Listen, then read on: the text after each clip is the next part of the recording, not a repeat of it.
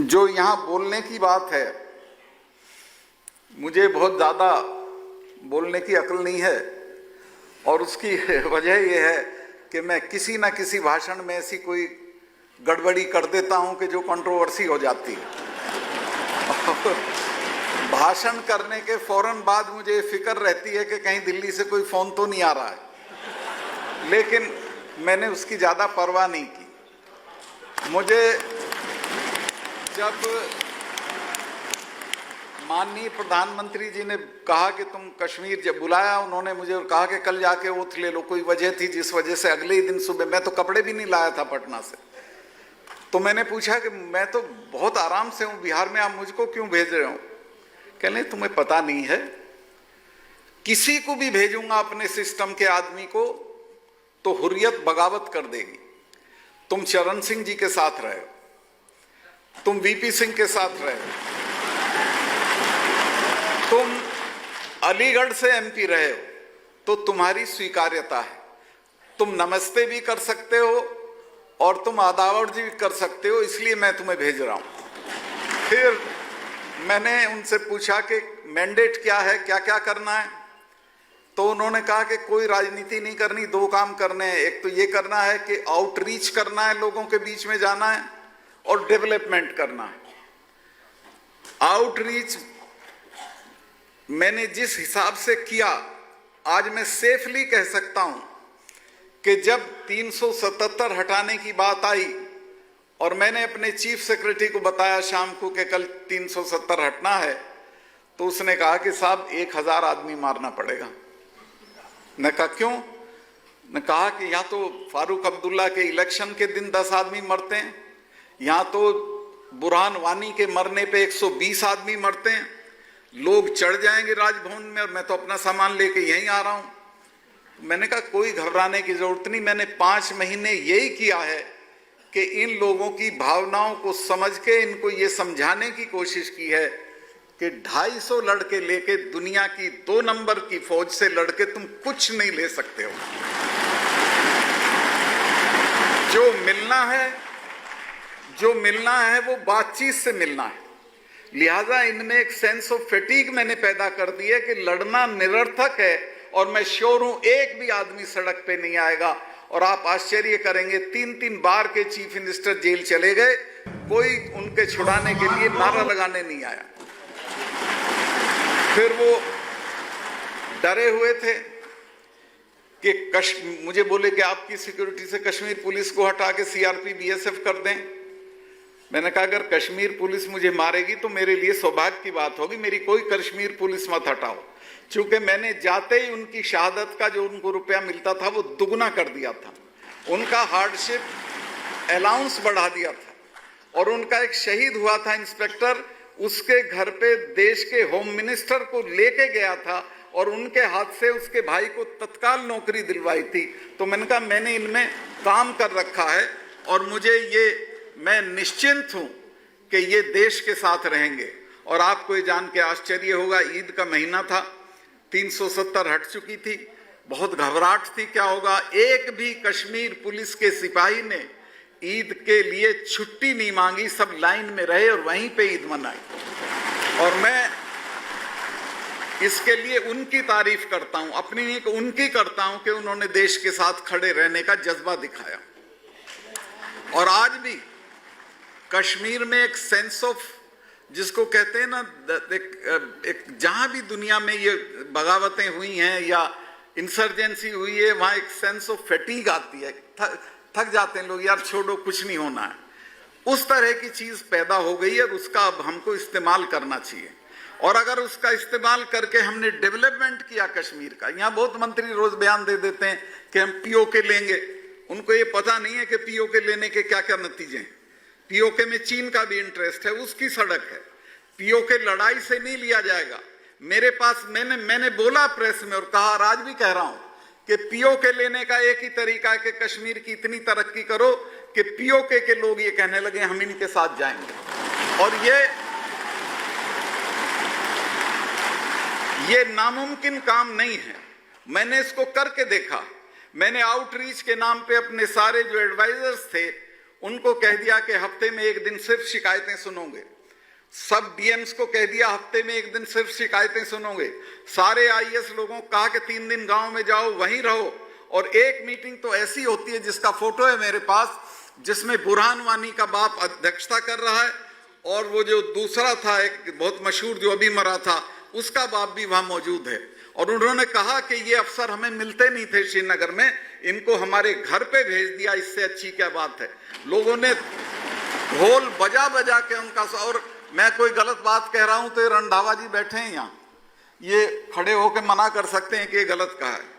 तो वहां ऐसा माहौल बना, मेरे करने से नहीं बना, करता तो ऊपर वाला है, लेकिन जो प्रधानमंत्री ने नुस्खा दिया था आउटरीच का, आउटरीच की ये स्थिति थी, मेरा फोन 24 घंटे खुला रहता था, फोन में खुद अटेंड करता था और सिर्फ व्हाट्सएप पे एक्शन होता था। एक लड़के का व्हाट्सएप आ गया, उसने कहा मैं और मेरी बहन बोर्ड का इम्तिहान दे रहे हैं लेकिन मेरे घर में बिजली नहीं है, बिजली की लाइन 1.5 किलोमीटर दूर है। अगले दिन मैंने उसके यहाँ जनरेटर भेजा और इंजीनियर को बुला के कहा, उसने वायरल कर दिया सारी स्टेट में कि मेरे व्हाट्सएप पे जनरेटर आ गया। लेकिन मैंने कहा बेटे जनरेटर इलाज नहीं है। इंजीनियर को मैंने कहा कि तुम 15 दिन में 1.5 किलोमीटर लाइन खींचनी थी, लाइन खींच के इसकी टपरी, झोपड़ी में था वो बच्चा, उसके घर तक बिजली का कनेक्शन गया और सारे कश्मीर में ये हो गया कि हमारी सुनवाई होती है, हमारी बात सुनी जाती है। मैं थोड़ा ज्यादा, लेकिन ये जरूरी रोज कोई मौका मिलता नहीं इसलिए मैं बता रहा हूं। मैं जब गया था तो एक दिन मुझे जो मेरा सहायक है ये वीरेंद्र राणा, इसने बताया कि साहब 20-25 लड़के लड़कियां बाहर बहुत शोर मचा रहे हैं, मैं कहा बुला लो उनको। मैं 2:30 बजे रात तक भी मिलता था, बिना अपॉइंटमेंट मिलता था। तो उन्होंने आके बताया कि हम ये हमारी मेरिट लिस्ट है, हम पास हुए हैं, हम इंटरव्यू में पास हुए हैं, लेकिन जब अपॉइंटमेंट का वक्त आया तब महबूबा मुफ्ती ने अपने लोगों को, अपने एमएलएस की लिस्ट लेकर उनको लगा दिया, हम आज तक नहीं लगे हैं। मैंने चेयरमैन बैंक को बुलवाया, चूंकि बैंक में 60% हमारा हिस्सा था। मैं कहा तुम्हें मैं जेल भेज दूंगा अगर ये लड़के नहीं लगाए। उसने कहा कि साहब कैसे लगाऊं, ये 15-20 नहीं है, ये 582 बच्चे हैं। आप हैरत करोगे कि किसी स्टेट में 582 बच्चे पास हुए, इंटरव्यू में पास हुए, सड़क पे हों और नेताओं के बच्चे उन पदों पे बैठे हों, ऐसा कहीं अन्याय नहीं। मैंने कहा 582 लगाने पड़ेंगे। तो उसने कहा कि आप फाइनेंस सेक्रेटरी को कह दें, वो हमारे बोर्ड में होते हैं, वो प्रस्ताव ले आए, हम पास कर देंगे। 3 दिन में उनका प्रस्ताव पास हो गया और मैंने उसकी घोषणा करके जब मैं हॉल से निकला तो बाहर 100-150 बच्चे गुलदस्ते लिए खड़े थे। मैं भूलता नहीं, एक छोटी सी बच्ची थी, वो मुझे गुलदस्ता देते हुए रोने लगी। मैं क्या हो गया तुम्हारी तो ईद हो गई, आज रो क्यों रही हो? कि नहीं मैं इसलिए रो रही हूं कि आज मुझे लगा कि अल्लाह है और अल्लाह ने आपको हमारे लिए भेजा। और आगे जो उसने कहा वो बहुत पेनफुल चीज थी। उसने कहा मेरी तो सगाई टूट रही थी अगर ये नौकरी नहीं होती। तो मेरा उससे मैंने उससे वादा ले लिया था कि जब शादी होगी मुझे जरूर बुलाना, मैं आऊंगा। और मैं अभी भी बुलाएगी। छोटी सी बच्ची थी वो। खैर एनीवे, उस बैंक की मैंने जांच बिठा दी, वो जेल जाने वाले हैं सब अफसर। 3-4 घपलों की जांच बिठा के आया हूं, जिनमें एक मिनिस्टर का लड़का जेल चला गया, एक मिनिस्टर के खिलाफ चार्जशीट हो गई है। और एक बात आपको बता दूं, चूंकि मैं 1.5 कमरे के मकान में रहता था जब गवर्नर हुआ। लोग जब मुझे मिलने आते थे तो सोचते थे क्या चीज है यार, ये यहाँ पर 1.5 कमरे के मकान में पड़ा है। उन्हें मैं कहना चाहता हूं रुपए पैसे से कोई हैसियत नहीं होती, हैसियत आपके कैरेक्टर से होती है। 2 बड़े डील हो रहे थे उस वक्त जिनमें 150 करोड़ रुपए की रिश्वत थी और उसमें ऐसे लोग पैसा ले रहे थे जो प्रधानमंत्री तक जिनकी पहुंच थी। मैंने दोनों कैंसिल किए। मुझे भी कहा गया कि जी छोड़ो इनको, हम आपको दे देंगे। मैं कहा मैं तो फकीर हूं, मेरे पे 6 कुर्ते पजामे, मुझे नहीं चाहिए। और मैं प्रधानमंत्री जी को आके बताया कि साहब ये लोग हैं, ये आपका नाम लेते हैं। प्रधानमंत्री ने कहा इनको जेल और भेजो। जांच भी बिठाई उस पर मैंने। और उन्होंने कहा कि करप्शन पे कोई कॉम्प्रोमाइज मत करो। तो 3-4 करप्शन के मामलों में जांच बिठा के आया हूं। मुझे पूरी उम्मीद है कि 3-4 मिनिस्टर, उनके सहायक बैंक के चेयरमैन, ये सब लोग जेल जाने वाले हैं। एक और बात मैं आपसे बताना चाहता हूं, वहां जितना करप्शन दुनिया में नहीं है, सारे देश में 5% मांगते हैं कमीशन, वहां 15% मांगते हैं।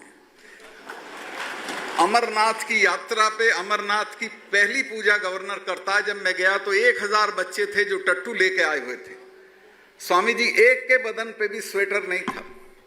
और इनकी अय्याशियां, फारूक अब्दुल्ला के पिताजी स्कूल टीचर थे, लेकिन आज उसके पास 3 एकड़ का मकान श्रीनगर में है, दिल्ली में है, दुबई में है, लंदन में है, फ्रांस में है।